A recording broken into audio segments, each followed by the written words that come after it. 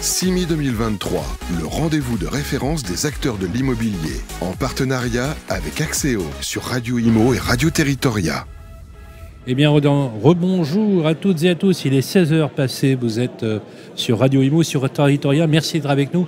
On est sur la seconde journée du CIMI édition 2023. Une édition marquée par beaucoup d'inquiétudes et de vigilance et d'informations sur la fabrique du logement, fabrique de la ville en général. On va parler notamment d'énergie, de transformation environnementale et énergétique, notamment, qui est le vrai sujet du jour, et c'est même le chantier du siècle. Pour en parler avec nos amis d'Axéo, partis justement sur le bâtiment optimisé, notre émission que vous récupérez d'ailleurs tous les mois sur Radio Imo, accompagné de Mathieu Gilly avec nous sur le plateau. Bonjour Mathieu. Bonjour. Mathieu, directeur métier chez Axéo Énergie, en présence d'un grand professionnel de l'immobilier, un grand monsieur de l'immobilier. Je te remercie Sylvain. Il est le président de l'UNIS Île-de-France, mais c'est avant tout un entrepreneur dans l'immobilier, administrateur de biens, syndic de copropriété et transactionnaire. Olivier Safar, bonjour. Bonjour à tous. Comment ça va Olivier ? Très bien. Je vois beaucoup de monde ici sur notre magnifique organisation du CIMI et je trouve ça très bien. En revanche, ils n'ont pas tous la tête dans le bon sens, mais bon, on va en parler. C'est très clair. Au sommaire de cette émission, je vous propose qu'on en discute de 3 sujets. On va parler de ce fameux décret tertiaire qui fait couler quand même beaucoup d'encre. Et d'ailleurs, je profite que vous soyez là, Mathieu, parce que je ne suis pas sûr que tous les professionnels ont bien compris les portées du décret tertiaire. Et du coup, on a besoin d'Axéo parce que c'est vous qui allez nous aider à y voir beaucoup plus clair dans son application. On va parler d'un sujet énergie, notamment sur les panneaux photovoltaïques versus panneaux solaires. On va en parler. Oui, on va en parler. Je crois qu'Olivier Safar, il est dans les starting blocks sur la question. Et il y a un décret qui est paru là sur la copropriété. Alors sur la copropriété, non, sur le décret tertiaire. Sur le décret tertiaire. Pour modifier ce qui avait été écrit, c'est paru dimanche matin, tranquillement dimanche au journal matin, officiel. Oui, non, mais on l'attendait depuis un an, faut être réaliste. Dimanche matin, non mais j'adore. C'est une réalité. Moi, je vois Olivier Safar le dimanche matin, quand tout le monde se détend, consulter le journal officiel. Non, je ne le consulte pas, je reçois les infos automatiques sur... non, je ne vais pas tous les matins. Quand il y a quelque chose qui nous concerne, ça arrive direct, effectivement, en veille automatique. Okay. Alors, ce décret va modifier pas mal de choses. Alors, ce décret, il vient modifier un peu de choses. Des choses importantes. D'abord, au niveau du syndicat des copropriétaires.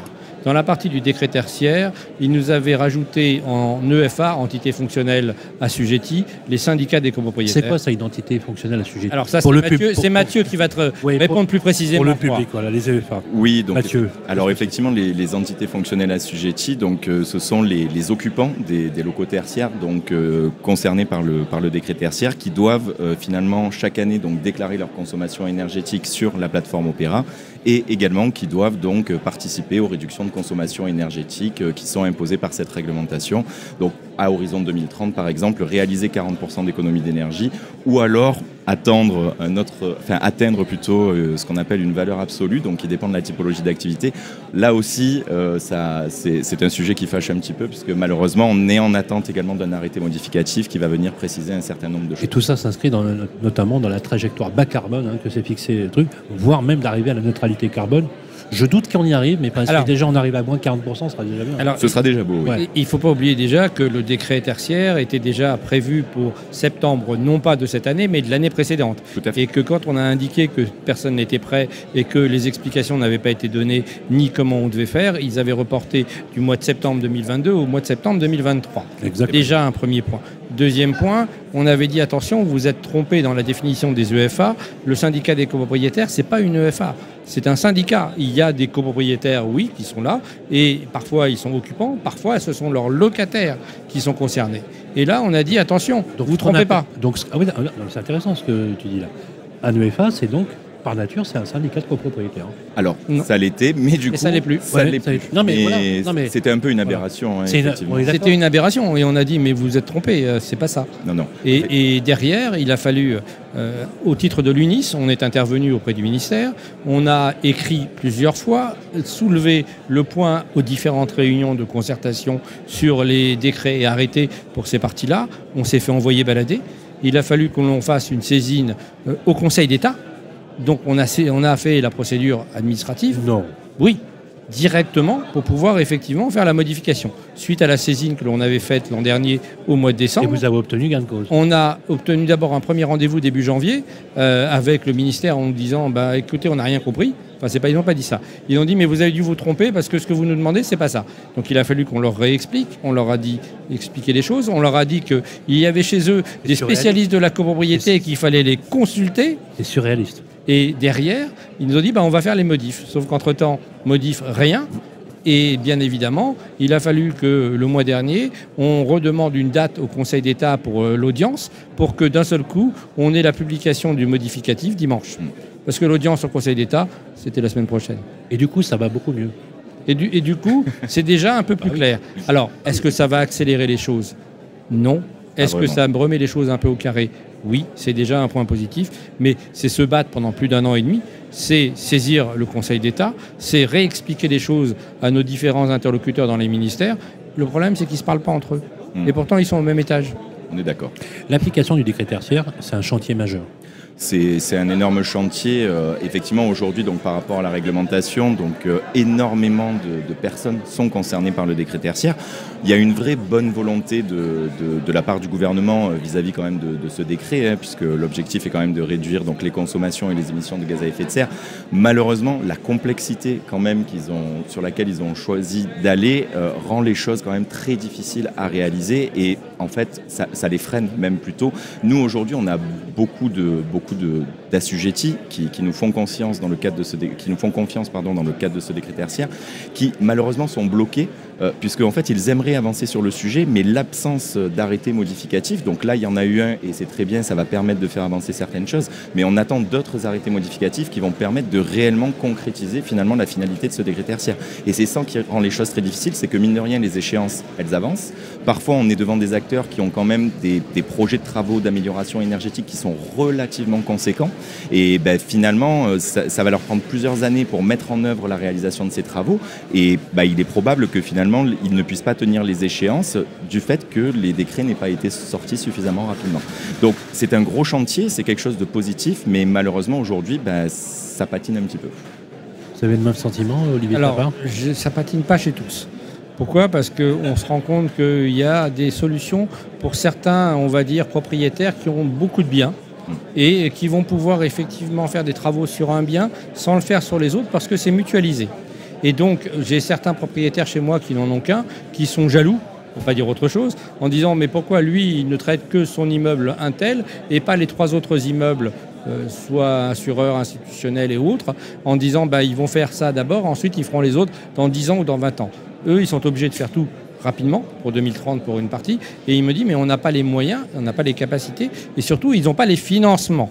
Et ça, c'est mon deuxième difficulté pour faire ces travaux, c'est qu'à un moment, on a des problèmes pour la rénovation énergétique des bâtiments de copropriété et des logements, mais on a aussi un problème de financement pour cette partie tertiaire. Pourquoi ? Parce que derrière, les banques, pour financer des travaux de ce type-là, quand vous êtes copropriétaire ou quand vous êtes propriétaire d'un petit bâtiment, ils vont vous dire donnez-moi la rentabilité, est-ce que ça va améliorer les revenus que vous avez ou pas ? La réponse va être non. Et ça, c'est une difficulté de banquier. Le banquier, il dit j'investis 300, ok, on dit en combien d'années vous allez rentabiliser les choses ? Et l'autre, il va répondre non, je ne rentabilise pas. Je me mets simplement en conformité avec les obligations du décret tertiaire. Et là, vous avez un blanc avec le banquier. C'est très clair. Alors justement, on va parler ce sujet est un sujet beaucoup plus profond qu'on l'imagine parce qu'il modifie aussi la façon de piloter le bâtiment pour les asset managers, mais comme pour les property managers.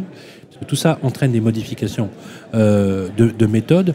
Il y a la question de l'énergie, qui est la question de l'énergie, parce que finalement, quand on parle d'énergie, on parle de deux choses. On parle des coûts de l'énergie, donc maîtrise des coûts de l'énergie, mais surtout aussi impact environnemental, autrement dit, versus réduction de l'empreinte carbone. Ou des émissions de gaz à effet de serre aussi, même chose. Absolument. L'énergie seule. Alors, aujourd'hui, on a des dispositifs qui soutiennent le passage de la transition des énergies dites, entre guillemets, fossiles aux énergies renouvelables. Alors moi, j'ai envie de vous poser, comme n'importe quelle personne qui écouterait une émission sur le bâtiment, qui concerne tout le monde finalement, c'est est-ce qu'on peut réellement switcher d'une énergie à une autre? Et est-ce qu'on doit forcément utiliser telle ou telle énergie, ou n'y a-t-il pas, vous, de votre point de vue, Mathieu, finalement un phénomène opportuniste du style quand il faut méthaniser, on méthanise, quand il faut avoir de la géothermie, on prend de la géothermie, quand il faut faire de l'énergie solaire, on fait de l'énergie solaire, ou de l'énergie éolienne, parce qu'on a l'impression qu'il y a des choix, par exemple sur l'énergie, je parle des pompes à chaleur notamment, Oui, sur les fameuses pompes à chaleur. voilà, les fameuses pompes à chaleur, dont on ne cesse de parler aussi, et qu'on parle par exemple aussi d'un autre facteur, alors parce que l'Élysée, il paraît qu'ils se sont raccordés à de la géothermie, Oui. voilà, ils en ont suffisamment parlé, Mais peu profonde. Oui. voilà, peu profond. Donc Voilà. le résultat n'est pas le même. Moi, j'aimerais qu'on nous explique concrètement, par le menu, comment ça se passe. C'est possible, ça? Alors, aujourd'hui, il y a plusieurs leviers pour diminuer l'empreinte carbone, pour faire des réductions de consommation énergétique. Donc, effectivement, vous les avez évoqués. Après, ils ne sont pas tous adaptés concrètement. On ne peut pas mettre de la pompe à chaleur. Enfin, on prend l'exemple de Paris. Il y a quand même beaucoup d'endroits à Paris où c'est complètement impossible de mettre en place de la pompe à chaleur. Pourquoi? Tout simplement. Pourquoi? Il n'y a pas de place? Il n'y a pas suffisamment de place. On va dire que c'est la principale difficulté. Parce que pour pouvoir mettre une... Alors, justement, expliquez. Attention, il y a plusieurs types de pompes à chaleur. Oui. Je vais rappeler les choses. Est-ce qu'on peut mettre une pompe à chaleur dans les bâtiments haussmanniens? La réponse est la plupart du temps, tu dois mettre, si c'est une pompe à chaleur RR avec un échangeur qui est comme un compresseur, tu vas devoir trouver un endroit où tu vas mettre ton compresseur qui va faire un bruit d'enfer et qui va tourner en permanence. Donc, et ton appareil de clim fait beaucoup moins de bruit que ta pompe à chaleur. On est tous d'accord. Et 3 fois plus. Donc tu as une réponse. Donc pas de pompe à chaleur. Donc tu vas la mettre effectivement, si tu as un grand terrain avec un truc, tu peux le mettre. Sur le toit, c'est très bien, tous les voisins vont l'entendre. Les copropriétaires en dessous, surtout pas. Non, parce que globalement, le son, il va pas descendre, il va aller comme ça ou comme ça. Oui, et donc globalement, c'est les immeubles d'à côté qui vont t'assigner. Donc tu choisis. Mais à choisir aujourd'hui. Donc, pas de pompe à chaleur dans Paris. Alors, des pompes à chaleur dans certains immeubles, mais des vrais. Moi, j'ai des vraies pompes à chaleur qui sont avec des échanges d'eau dans le sol, qui sont pas loin de la Seine, pour lesquels on a des vraies pompes à chaleur. C'est ça. Mais j'en ai pas beaucoup. Je dois avoir 3 ou 4 immeubles comme ça. Parce que la faisabilité technique est quand même très complexe, c'est-à-dire qu'on a besoin déjà de suffisamment de place. C'est plutôt adapté pour les copropriétés à chauffage collectif, donc déjà pour toutes les copropriétés à chauffage individuel, malheureusement, ou les établissements, on va dire, à chauffage individuel, ce sera de toute façon... Donc c'est une option qui n'est pas à mettre pour l'option individuelle? Non, pas vraiment. Par contre, pour l'habitat collectif, sur le chauffage collectif... Ça peut être envisageable, mais encore une fois, ça nécessite quand même une véritable étude de faisabilité. Mais il faut un accès au réseau. Et il faut un accès au réseau, voilà. Il faut au réseau d'eau. Au réseau d'eau ou à la géothermie. Ou à la géothermie surtout. Voilà. Et c'est ça la difficulté. Ce qu'ils ont mis... C'est pas aussi simple que ça. Non, c'est vraiment compliqué. La faisabilité technique de ces sujets-là, elle est difficile. Quand vous écoutez les politiques, vous dites oui, alors... On n'a qu'à le faire. Oui. Non, mais c'est le principe du politique. Oui, c'est le Il veut faire avancer les choses, on le comprend. On l'entend. La seule chose, c'est qu'on ne peut pas mettre tout, n'importe où, n'importe comment. Et ça, quand on dit à nos copropriétaires, mais vous l'avez entendu à la radio ou à la télé, c'est très bien. Mais dans votre immeuble, je ne sais pas le faire. Ou dans votre immeuble tertiaire, ok, oui, on peut le faire. J'ai le morceau de terrain qui est au fond qui va nous permettre de mettre justement le morceau de pompe à chaleur. C'est quoi le bon choix? Le bon choix, il n'y a pas de bon choix, il y a des choix. Alors, il y a des choix. Alors, moi, ce que je conseille, c'est quand même de faire un audit, notamment qui va permettre quand même d'étudier, on va dire, la liste exhaustive des améliorations énergétiques qui sont envisageables sur les bâtiments. Donc voilà, on va dire que c'est la première étape qui permet de déjà vérifier la faisabilité technique, ce qui peut être d'ailleurs un levier dans le cadre du décret tertiaire, c'est-à-dire que lorsqu'on a le droit d'envisager un certain nombre d'améliorations, et du fait de leur impossibilité technique, on va avoir la possibilité demain de moduler l'objectif. Donc, c'est-à-dire, on va avoir la possibilité de l'alléger. Donc, il ne faut pas se priver de réaliser ces études-là, même si finalement il est avéré que ce n'est pas rentable ou que ce n'est pas faisable techniquement, il y a quand même intérêt à réaliser ces études-là. Et puis après, effectivement, il faut s'orienter vers les solutions les plus adaptées. Donc la pompe à chaleur, on en a parlé, c'est compliqué. Aujourd'hui, il y a la possibilité quand même, alors sur Paris, principalement, de se raccorder sur les réseaux de chaleur ou sur les réseaux de rafraîchissement. Ça, c'est un beau levier dans le cadre du décret tertiaire, puisqu'il y a un véritable avantage aujourd'hui à se raccorder sur les réseaux de chaleur, les réseaux de rafraîchissement. Le photovoltaïque, qui est est un sujet, voilà. C'est un deuxième sujet. qui est un sujet, alors qui est un levier. Alors, encore une fois, dans le centre de Paris, parler de photovoltaïque, ça ne sert pas à grand chose. Si, Ouais. on est en train de faire une analyse avec la ville de Paris sur les toits de Paris disponibles pour mettre en place ces panneaux photovoltaïques. Donc il y a une première réunion qui a eu lieu en concertation avec la mairie de Paris pour ces différents points et ils ont repéré sur un plan les toitures sur lesquelles on pourrait mettre en place ce type de panneaux photovoltaïques. On parle de panneaux photovoltaïques et non pas de panneaux solaires. Oui. Je rappelle que les panneaux solaires, nous on en a dans quelques immeubles. Vous avez vu la température qu'on a eue cet été et l'été précédent. Le liquide qui est à l'intérieur a caramélisé. Oui. Je le dis, certains ne me croyaient pas. Je dis mais si, il a fait trop chaud et à l'intérieur ça a caramélisé, ça veut dire que le système est mort. L'assurance ne prend pas en charge, bien évidemment. Donc, conclusion, C'était pas prévu, donc. soit on remplace les panneaux solaires par d'autres panneaux solaires, mais ça, je suis pas d'accord. Et ça, c'était pas prévisible. Bah, qu'il fasse quand c'est plein soleil et que ça dépasse les 45 degrés, bah non. Il ne l'avait pas anticipé. Il l'avait pas anticipé. Effectivement. Donc effectivement, aujourd'hui, le solaire... Non, mais ça paraît surréaliste. Bah, y a des tests qui ont été faits, mais effectivement pas poussés suffisamment loin. Et c'est vrai qu'aujourd'hui, le solaire thermique, non. On parle plutôt effectivement de solaire photovoltaïque qui, lui, peut, je pense, être...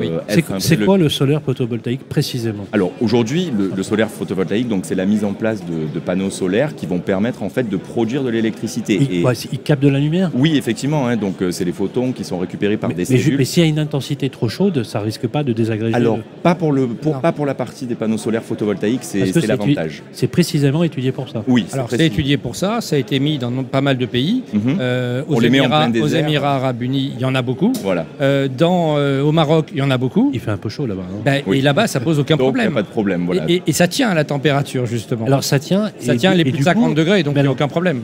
Mais dites-moi, là-bas, ils doivent être complètement autonomes en énergie, du coup? Alors, c'est pas aussi simple que ça, puisque en fait aujourd'hui, on a deux possibilités. Soit on va autoconsommer l'énergie que l'on produit avec ces panneaux, soit on va revendre finalement cette électricité. Et c'est très difficile d'autoconsommer la totalité de ce qu'on produit.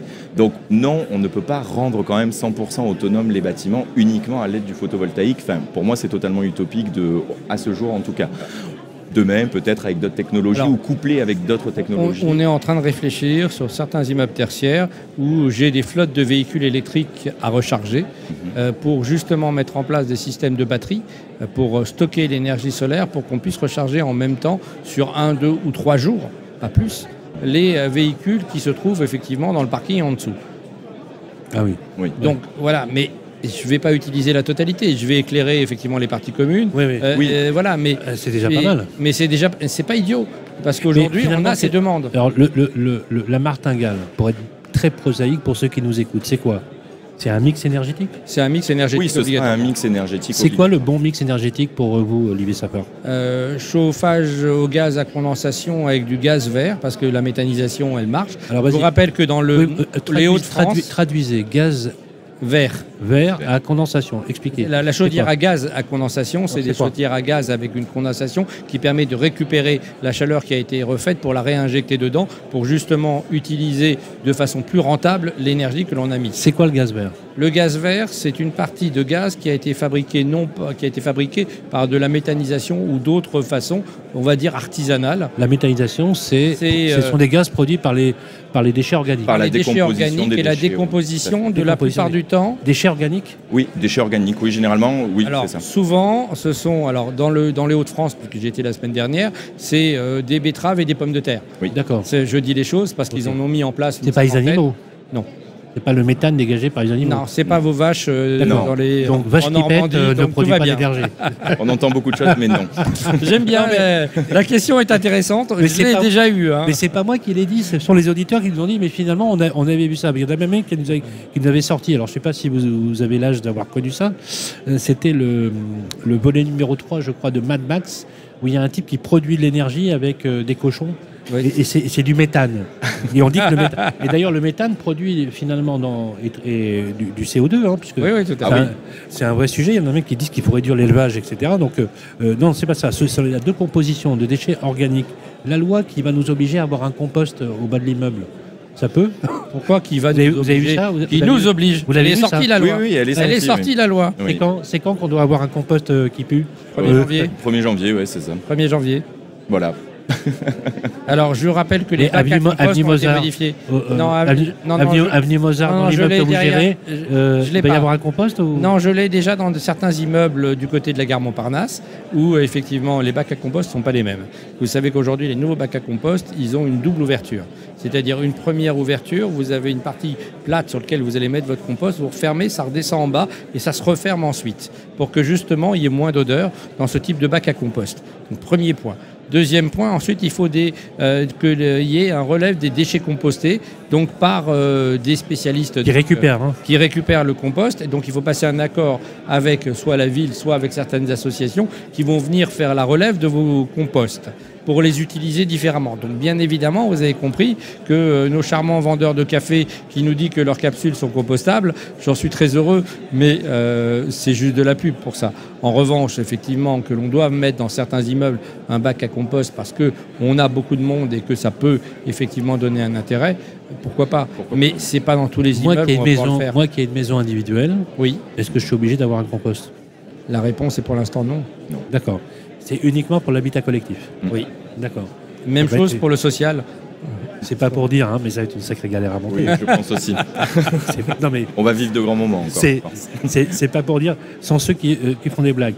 Dernière question, justement, sur décret tertiaire et mixité d'usage. Est-ce qu'on peut avoir, une question qui nous est posée, dans le même bâtiment, frappé du décret tertiaire et d'autres liés à de la rénovation énergétique du bâtiment? Oui, et du résidentiel mélangé. Oui, tout à fait. Aujourd'hui, donc... Il n'y a rien qui prédomine. Il y a les deux à faire. Il y a les deux en fait à faire. On pourrait effectivement avoir les obligations liées au logement et à la propriété. Oui, c'était le sens de la question. Et avoir effectivement une partie sur l'assujettissement des décret tertiaire. On a souvent le cas. Hein. Vous prenez l'exemple de Tours. Souvent donc qui vont être assujettis donc notamment au fameux projet de plan pluriannuel de travaux. Bon, c'est pas l'objet aujourd'hui, donc eux vont être soumis à cette loi. Et en pied d'immeuble, vous allez avoir un casino, en tout cas un supermarché, c'est un Monoprix. Voilà, qui lui va avoir une surface supérieure à 1000 m², donc qui lui va se retrouver assujetti au décret tertiaire avec ses propres obligations de rénovation également. Donc effectivement, ça non plus, ça va pas être simple à articuler. Le pire est... Pourquoi faire simple? Voilà. Oui, d'accord. Alors il y a plus compliqué encore. Notre plus compliqué, c'est dans notre immeuble dans lequel, effectivement, chaque occupant commercial a 250 m². Lui, il va dire, je ne suis pas à 1000 mètres, je suis tranquille, sauf que j'en ai 5. Et que 5, ça fait plus de 1000 mètres au total. Et que donc les 5 sont concernés, mais sachant que chacun ne fait jamais les 1000 mètres. Et ils vont vous répondre, mais non, ces 1000 mètres, je ne les ai pas, j'ai rien à faire. Et nous, en qualité de syndic, on est obligé de leur rappeler que le décret tertiaire s'applique, qu'ils ont au total plus de 1000 m² groupés ensemble, et que donc il leur appartient de se soumettre, bien évidemment, en qualité d'EFA, au décret tertiaire. Mais vous les aidez pour ça? Alors, on leur explique ce que c'est déjà, parce que pour certains, je leur parle chinois. C'est la première étape, oui.